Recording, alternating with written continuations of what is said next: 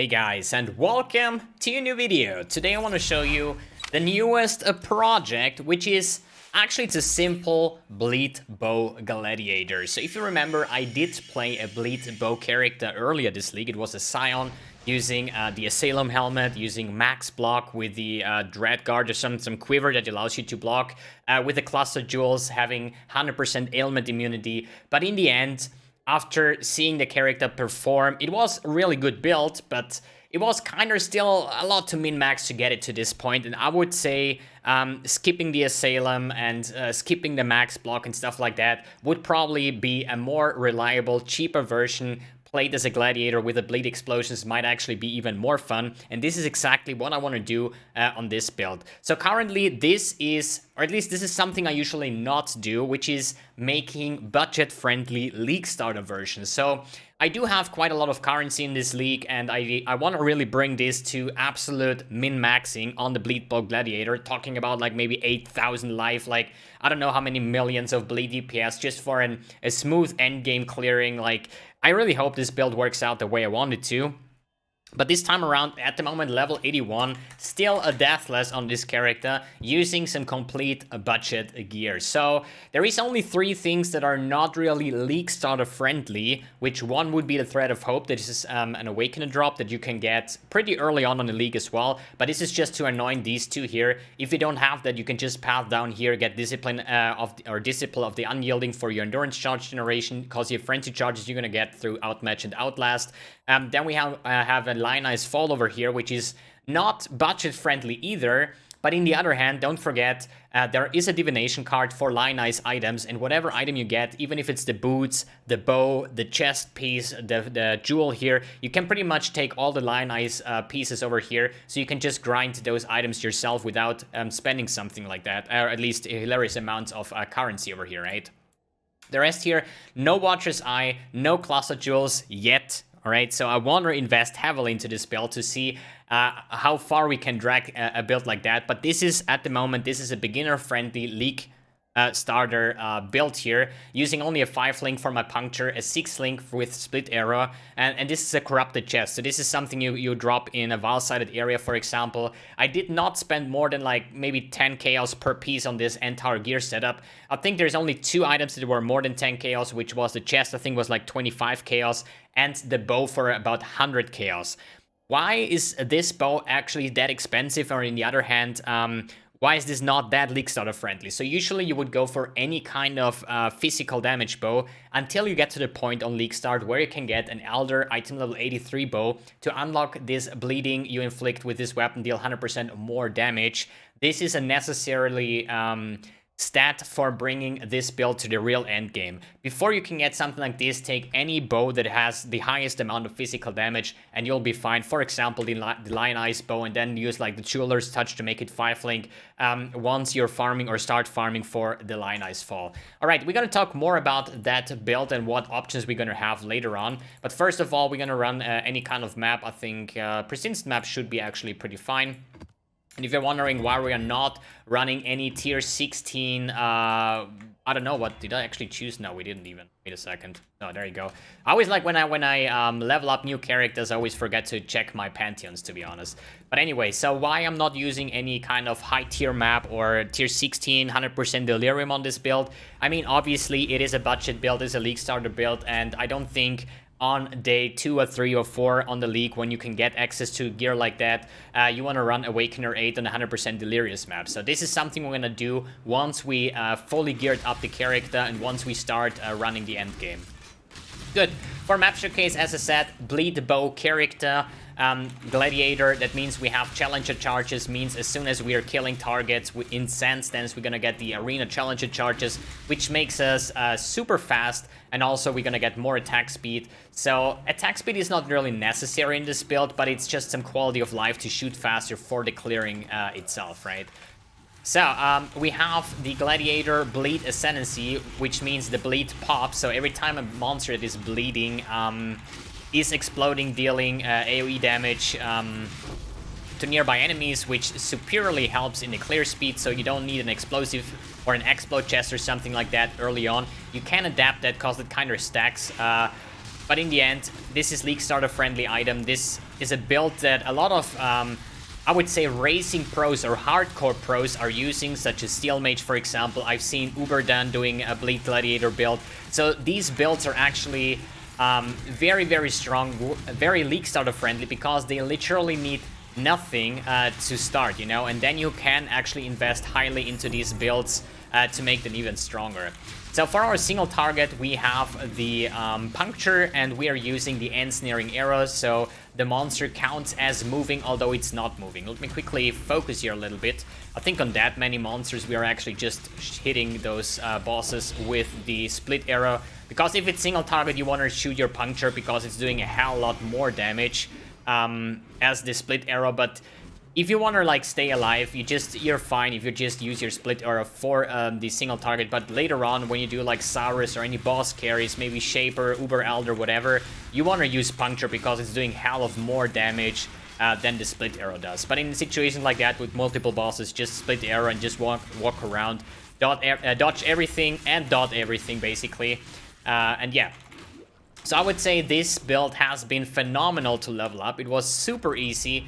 Like all the gear that I used like in here is just like super generic life resistance. Life resistance, life resistance.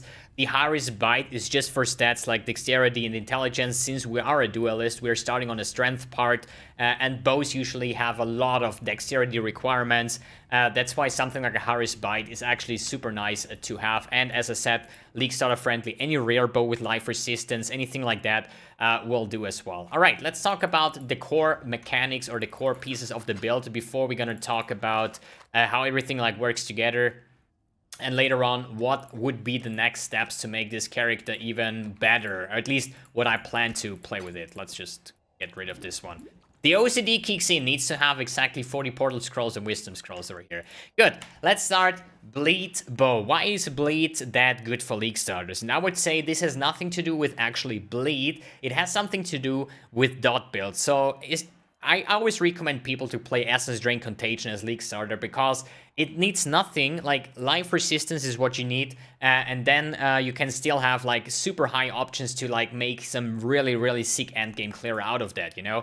Poison is the same. Poison was the League starter that I had this league, so I was using the Pestilence Strike Pathfinder that cleared all content for me as well. So I think all kind of dot builds are actually super like hardcore solo Southbound viable, I would say, because as I said, you don't need anything and you just dot the monster. You have 100% DPS uptime while really focus on running around, dodging things, get out of trouble and stuff like that, and the monster will die after a certain amount of time. It's not like the most insane single target or most insane clearing. I mean, Essence Drain Contagion has some really sick potential, but in the end, it's a very safe character to play, and I personally think out of all the bow characters that I've played in the past, like, couple leagues, I mean, couple leagues I cannot really say, because Tornado Shot was already, like, a super insane skill, but after all these nerfs and so on, and the bow nerfs in general, like, with the point-blank nerf and stuff like that, I think, like, this is probably the best bleed, or at least the best bow character, for my opinion, that you can play, because all other bow characters, like Elemental Hit and stuff like that, they need, like, some really high investment to be as good as they used to be, or at least like comparable good, because they cannot get as good as they were actually in the past. All right, so where do we start? I think we're gonna go top to bottom, as I said. All the rare piece items, I don't want to go into that too massively, because all of these are the same. It's life resistance. On boots we have some movement speed, and that's about it, you know. I don't have any expensive gear here. There is no physical damage over time multiplier on my gloves or on my amulet, or vulnerability on hit or something like that. This is really beginner budget stuff right here, right? So I have here Ballistic Totem, Ensnaring Arrow, Greater Multiple Projectiles, and a Blood Rage that I kind of even forgot to use. God, I'm a slacker. Holy shit. Oh my god. Never mind. So Blood Rage. So why Ensnaring Arrow? What is this all about? So usually there's two ways of playing Bleed, right? The one is the normal Bleed, because Bleed can only stack one single time. And the second one is Crimson Dance, which then you can inflict bleeds up to 8 times, but your bleeding does not deal extra damage while the enemy is moving. So what does that mean? So usually you have your bleed stack. I think that's like doing 70% or so from your initial base damage or something, the calculation starting point. And once the target is bleeding and moving, they take up to, like, I think 210% more damage. So they're gonna take a shit ton of more damage once they're moving. The problem is on end bosses, for example, like Cyrus or so, how often does these guys move, you know? So I would say Crimson Dance would be something good for builds that are first off high attack speed, something like Lacerate or Cyclone or anything where you can stack up Crimson Dance super fast. On a build like this that is actually not really relying on attack speed, you know, it would take quite a lot of shots to actually get all my Crimson Dance stacks out of it. So technically, Crimson Dance would be a sick DPS gain for single target because we can reach like, I think 280% damage of the bleeding because you can stack this up 8 times. It only deals 50% of the damage, but if you just throw a notepad, so let's say you do like 100% bleeding with an actual hit, you know. This time around with Crimson Dance, you only deal 50%, but it stacks up 8 times. So this is 400%. So you would deal 4 times the normal damage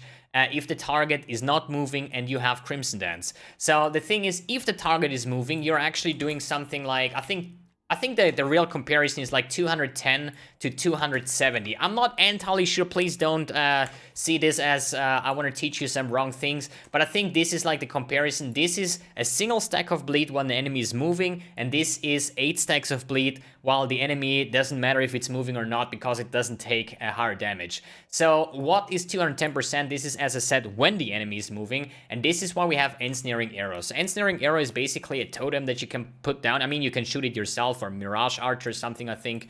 But it's the most reliable thing. If you're starting to do a boss or something, you just put down these totems, they cast super fast, and then they shoot a projectile on the target, and it's getting ensnared to the ground, and then if it's moving or not, it just gets freed up, you know? And these totems will shoot permanently, and once this monster is entangled or whatever, it is counted as moving, even if it stands still, okay? So that's why I think Crimson Dance is not really an option for, sorry, a bleed bow character, because you want to have insane amounts of attack speed, as I explained before. And the second part is, I think the non-Crimson Dance version is better for mapping because you're usually just hit and run, you know? You're just running around, shoot one time, and just keep on moving, and the monsters will explode and die from the bleeding itself. But if you're having Crimson Dance, then you only deal 50% of your bleeding damage. I mean, you could stack it up higher, but in terms of mapping, you will never do that. So I think for having the pro here to map faster because you're bleeding deals the accurate damage, actually. And for bosses, you have the Ensnaring Arrow where you deal only 70% less damage than you would actually do with like Crimson Dance. I think this is like way more reliable. On things like Lacerate, Gladiator, for example, I would actually, you have a lot of attack speed like multi-strike and stuff, so you can stack up the Crimson Dance way faster than you would do with sitting here and pressing puncture all the time, right? Good, so that's out of the way. Blood Rage, obviously, attack speed, life leech, and frenzy charge generation. This is not really a must-have in any case. We don't really need the attack speed. It's just about quality of life in the mapping speed. The leech we're gonna get from the tree as well. The frenzy charge generation we're gonna later on get through minimum endurance, frenzy and endurance charges, and we can get them on kill as well from our Ascendancy, basically, because I think the bow counts as the main hand, because here this is actually a talent that you would take for dual wielding. So you have your where is it here? Gain endurance charge on kill with offhand and frenzy on main hand. I think the bow only counts as main hand, so you cannot really generate your endurance charges, but that's why I said path down this side if you don't have the Thread of Hope and take this one. Here you get the endurance charge on kill on top of that. Good, for the bow, as I said, any kind of damage bow, physical damage bow, the higher physical the better, and once you have the currency and once on League Start it drops, an item level 83 bow. In the start it doesn't really matter which base it is. Citadel bow is the best bow because of the damage. This one is just the cheapest that I could find on a PoE trade, basically on a 5-link. And then you spam with like Corroded and Jacked Fossils to have higher chances to get this chance to bleed a modifier. In a couple of days, we're gonna make a big crafting video where we're actually gonna try to craft some mirror tier bow, hopefully. Like, I try this every single league, right? But it kind of never happened. I mean, I do have some kind of unethical bow over here. This is the Phoenix Wing. This is the best bow in the game. That is 520 DPS, and I currently have a bow with like 250 DPS. So this is twice as good or even better than this one here, right? But where is the point of using a mirror tier bow in a budget-friendly build starter video, something like that, right? I mean, kind of obvious. Good, here we have a Puncture, Vicious Projectiles, Brutality, Chance to Bleed, and Deadly Ailments. A 6th link would be Swift Affliction here, right? On the 4 link, I would think Deadly Ailments. We're gonna probably have to check Path of Building what is better, but in the end, it doesn't really matter too much. Then for the chest, Life Resistance, Split Arrow, Pierce, Chance to Bleed, Deadly Ailments, Brutality, and Vicious Projectiles. So the thing is, why Pierce? Why not Chain? Why not Fork? Blah, blah, blah. I think it depends on what you prefer the most. I think on Split Arrow, Pierce feels actually pretty nice. But I personally, I think I like Chain more. At least I did like Chain more on the Scion version because I didn't have any bleed pops. So I think Pierce on the Gladiator with the bleed pops feels a little bit smoother, but you can actually use Chain and Fork to have even more clearing potential. But you know, in Delirium we have so many monsters sometimes in one single room, so Chain doesn't really feel good at all, just because even if you have 8 projectiles, every projectile chains like twice, you know? You have like 24 targets hit, but in a room sometimes there's like 100 monsters, so you need to like permanently shoot your split arrows in to make something happen, while Pierce then goes through all these monsters, and once the bleed pop goes off, usually the room should be dead. So it's just personal preference if you prefer Pierce or Chain or Fork or whatever in combination, basically. Good. Then the High-Risk Bite, this is just like, I think you get this for like a Chaos or 2 Chaos on League Start, mainly here because of Intelligence and Dexterity and Strength, actually. Well, Strength we don't really have a big problem here because we're pathing on the bottom side here and going left side up, so there's a lot of Strength points. So the only 2 things that you're kind of wondering about is Intelligence for Malevolence, for example, and the Dexterity to actually get your bow, and I think this is not even bad. I mean, it doesn't really bring you anything besides stats, but you know, the targets will die over time anyway, so obviously in later stages, this will be a rare bow with some other shenanigans on it.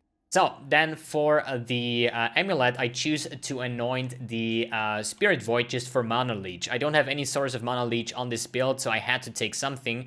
And based on all Mana Leech nodes like Essence Sap and so on, this one was the cheapest. But you could actually, on the League Start, skip the top side and then go over here, take the Thickness and the far side, and then actually take 1 point in life and Mana Leech, and you should be fine with both life and Mana Leech on your character. Good, what else? Rings, Life Resistance, pretty easy. The Gloves, Life Resistance. Here I have Flesh and Stone, War Banner, and Malevolence as our gems. I didn't do any Enlighten combo or Owl's Uprising with Pride or something like that, which would technically be a lot more DPS, but as I said, once more, League Starter friendly. And here I have a Portal Gem. Then for the belt, Life Resistance, Boots, Life Resistance, and Movement Speed. Here with Cast One Image Taking and Molten Shell. I did not use Val Molten Shell in this case because it's gonna be harder in the start to get a Val Molten Shell. And then we have Dash with Second Wind for being our movement skill. Please make sure, since I mentioned this quite often, that I hate Dash, but I only hate Dash when I'm using Predictive mode. So if I play with builds like Headhunter, I use Predictive mode, but if I'm not, I go back to Lockstep because then it is actually a reliable movement skill and doesn't bug out that heavily, you know, because on Predictive mode, I sometimes use dash and dash like 2 times in a row, or I get rubber banded, which means I'm dashing and then my character gets set back to the start, so it feels super clunky, and this is probably the worst thing here, right? It happens on Shield Charge, Leap Slam as well, but it seems like for dash it happens the most often if you're not using predictive, or at least if you're not using Lockstep mode. For the Flask, we have here Bleed Immunity Flask, a Basalt Flask with Freeze Immunity, a Quartz Flask with Curse Immunity, and Phasing feels really strong on this build, so you can just like run through monsters. Then Ignite Immunity and the Quicksilver Flask to move around faster. So none of these flasks are actually necessary. You can take everything that you like, even like the Chaos Resistance Flask or whatever you like. Just make sure that you have at least 1 Bleed Flask and 1 Freeze Flask. Curse, Ignite, Shock, and these kind of things, or Poison Immunity, is quality of life. It's just personal preference, I guess. Then for the skill tree, as I said, we're starting on the Duelist area, going down here, taking the life nodes, going down here for Deadly Draw and Dirty Techniques over the life nodes over here. Then you can path down here to the Disciple of Unyielding, or you can use a Thread of Hope like I did, and just anoint those and save those 2 for 6 points on top of that. But this is something I want to do later on in the build. I want to try to get, you know, you can craft like minimum endurance charges, minimum frenzy charges on your ring and amulet slots. So if you do this, if you have like these 2 anointed and then you have like one multi-modded with like both min endurance and frenzy, and like one endurance, one frenzy over here, you're gonna get 3 and 3 permanently. That means in the past I used to go with like timeless jewels for frenzy on hit and endurance charge when you get hit. That means I need to hit something to build this up, and I need to get hit to build up the endurance charges to unlock the outmatch and outlast, reduced physical damage taken, and more physical damage.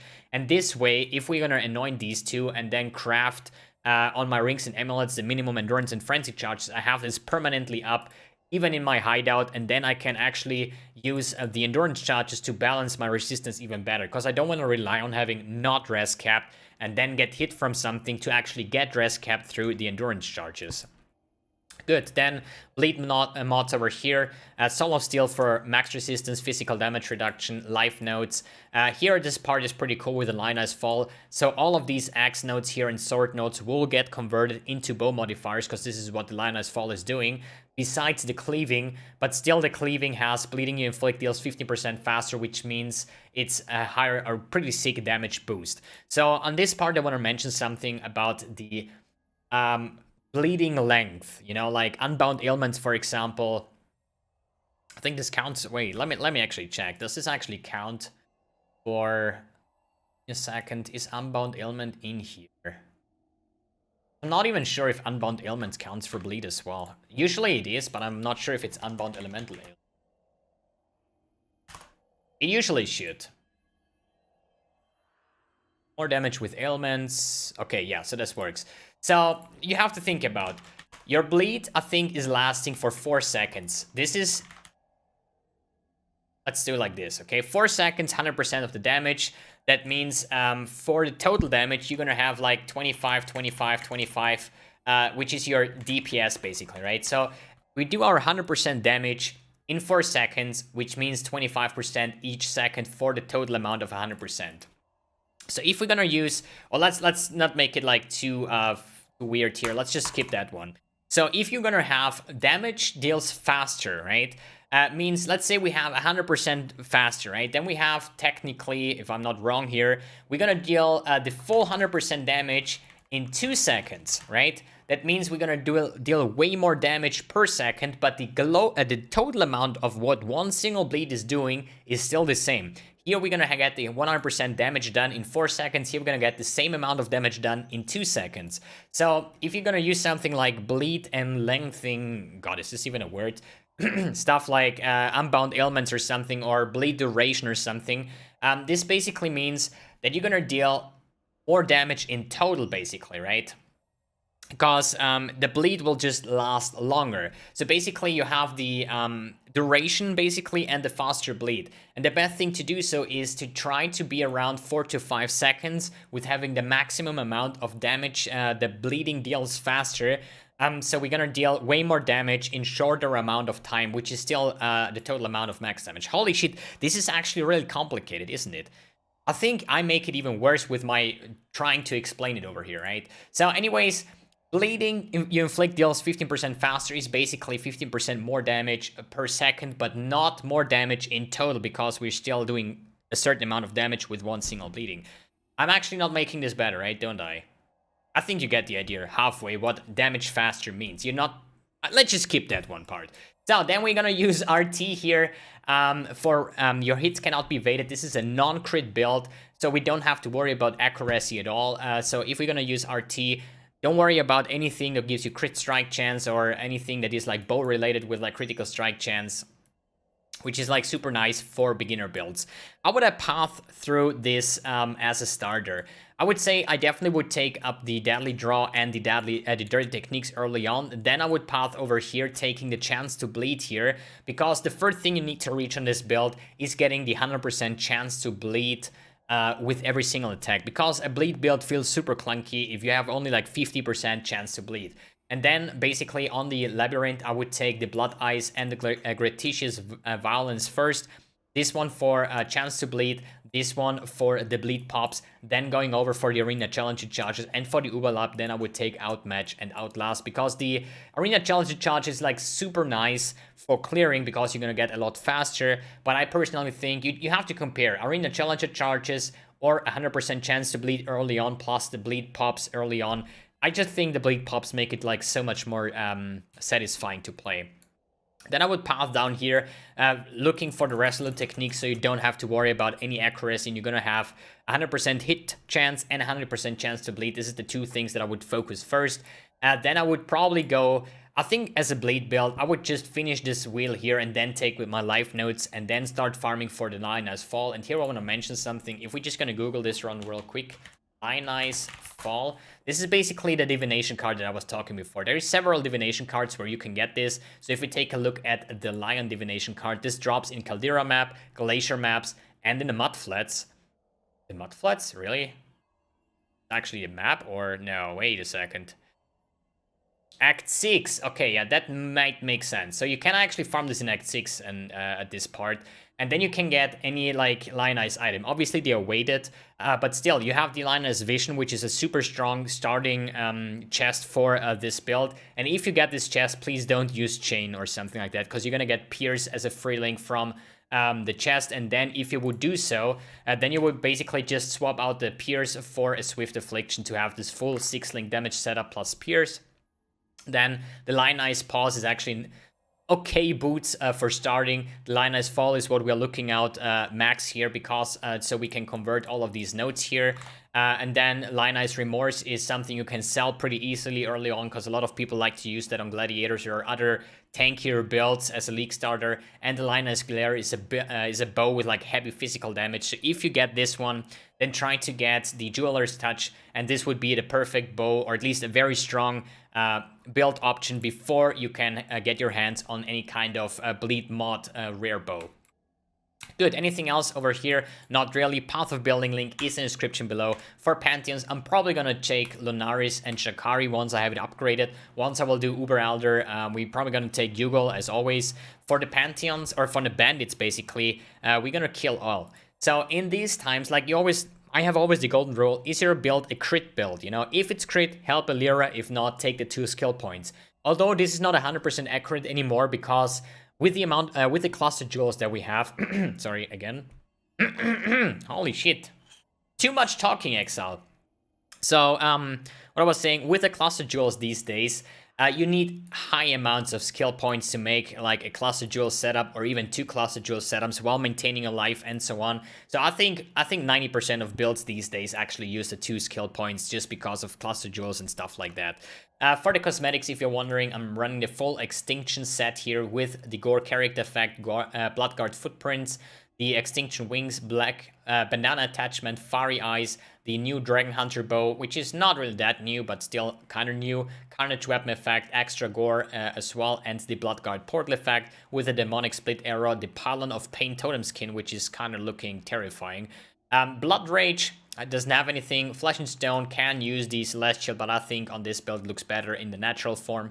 Then the invisible buff effect for the War Banner, if you're unaware of that. If you have a War Banner, you can take the invisible MTX, so it just disappears from your back, which I personally would definitely recommend. Carnage Aura effect, Molten Shell doesn't have anything, and the Wild Dash effect. Alright, it's about time to spend shit tons of currency to see how this build will perform in a very, very late stage of the build. As I said, I already have a Mirror tier bow over here. I will still try to craft my own bow, but if if it just doesn't work out, we probably sadly have to play with this kind of bow. This is just about what is the maximum, what is the best bleed bow gladiator. Let's say round about like 1,000 exalts. How would a build with 1,000 exalts as a league starter basically, or a league starter build with 1,000 exalts investment look like at this part? Because usually you have a league starter, you grind up the Atlas, and then you're switching to a more expensive build once you have farmed up some currency. Alright guys, thanks for tuning in, thanks for watching, and see you on the next video.